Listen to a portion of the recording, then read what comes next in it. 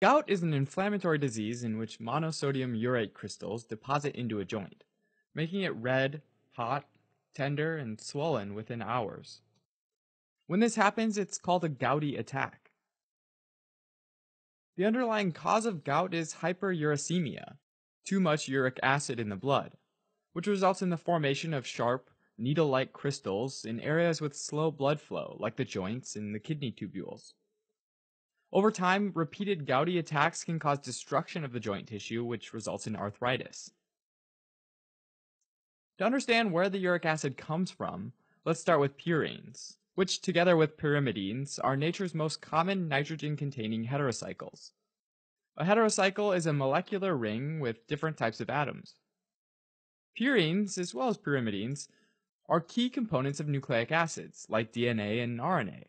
And when cells, along with the nucleic acid in those cells, are broken down throughout the body, those purines are converted into uric acid, a molecule that can then be filtered out of the blood and excreted in the urine. Uric acid has limited solubility in body fluids, though. Hyperuricemia happens when levels of uric acid exceed the rate of its solubility, which is about 6.8 milligrams per deciliter. At a physiologic pH of about 7.4, uric acid loses a proton and becomes a urate ion, which then binds sodium and forms monosodium urate crystals. These crystals can form as a result of increased consumption of purines, like from consuming purine-rich food like shellfish, anchovies, red meat, or organ meat. Also, though, they can result from increased production of purines. For example, high fructose corn syrup containing beverages could contribute to the formation of uric acid by increasing purine synthesis. Another way crystals could form is from decreased clearance of uric acid, which can result from dehydration, from not drinking enough water, or consumption of alcoholic beverages, both allowing uric acid to precipitate out.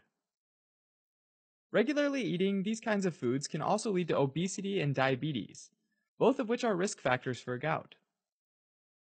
Hyperuricemia can also develop as a result of chemotherapy or radiation treatment, since cells die at a faster than normal rate. Also, some individuals have a genetic predisposition to overproduction of uric acid, while others with chronic kidney disease may be unable to excrete the uric acid. Finally, there are some medications like thiazide diuretics and aspirin, which can also increase the levels of uric acid and therefore the risk of gout. Now, gout most often affects the first metatarsal joint of the foot, or the base of the big toe, and when it does, this condition is called podagra. Classically, in podagra, a person will wake up from sleep feeling like their big toe is on fire. Even the weight of the sheets can be painful. The pain is most severe in the hours immediately following the attack, and then generally lessens with time. But that discomfort and swelling can last for days or even weeks. Gout can also affect other joints as well, like those in the ankles, the knees, the wrists, and the elbows. This inflammation and local pain is ultimately caused by white blood cells, or leukocytes, which migrate to the site to help eliminate uric acid and release pro-inflammatory chemicals, including cytokines. Treatment of a gouty attack is typically focused on decreasing the pain and the swelling, most often with non-steroidal anti-inflammatory medications, or NSAIDs, like ibuprofen or naproxen sodium, but occasionally with corticosteroids as well.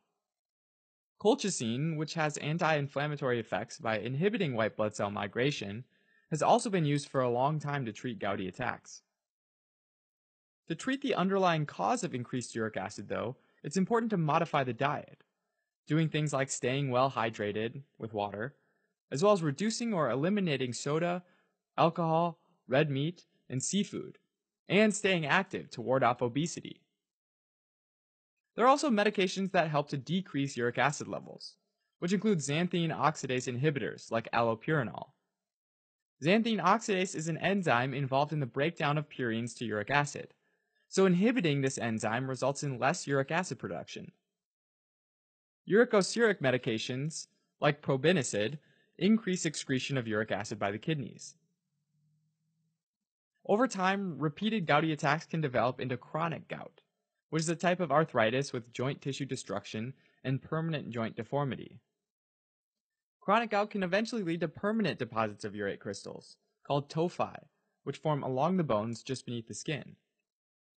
Individuals with chronic gout are also at an increased risk for developing kidney stones made of uric acid, as well as urate nephropathy, which is when urate crystals deposit in the interstitium of the kidney. Okay, as a quick recap, gout is a type of inflammatory disease that typically affects the first metatarsal joint, which is the base of the big toe, where uric acid precipitates to form monosodium urate crystals, which deposit in the joint and lead to inflammation and pain.